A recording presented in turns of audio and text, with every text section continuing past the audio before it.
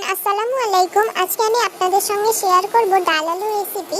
আজকে রেসিপির জন্য মা কড়ার মধ্যে প্রথমেই দিয়ে দিল সর্ষের তেল, তারপর দিয়ে দিল পেঁয়াজ কুচি, পরিমাণ মতো হলুদ গুঁড়ো আর আগে থেকে থেতে রাখা রসুন। উপকরণগুলো হালকা নেড়েচেড়ে অ্যাড করে দিচ্ছে আগে থেকে টুকরো করে রাখা আলুর পিসগুলো। আলুর পিসগুলো ভালোভাবে মশলার সঙ্গে মিক্স করে নিচ্ছে, তারপর অ্যাড করে দিচ্ছে কাঁচা লঙ্কা। কাঁচা লঙ্কাটা দিয়ে আবারও ভালোভাবে মিক্স করে নিচ্ছে।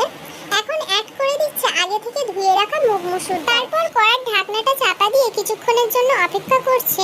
কিছুক্ষণ পর কড়ার ঢাকনাটা খুলে অ্যাড করে দিচ্ছে টমেটো আর স্বাদ মতো নুন। এই সময় মোবাইলে হাত লেগে ক্যামেরাটা অফ হয়ে যাওয়ার কারণে নুন দেওয়ার অপশনটা স্কিপ হয়ে গেছে। এইভাবে কয়েকবার কড়ার ঢাকনা চাপা দিয়ে আলু আর ডালটা ভালোভাবে সিদ্ধ হয়ে গেলে আজকের ডাল আলু রেসিপিটা সার্ভ করার জন্য প্রস্তুত হয়ে যাবে।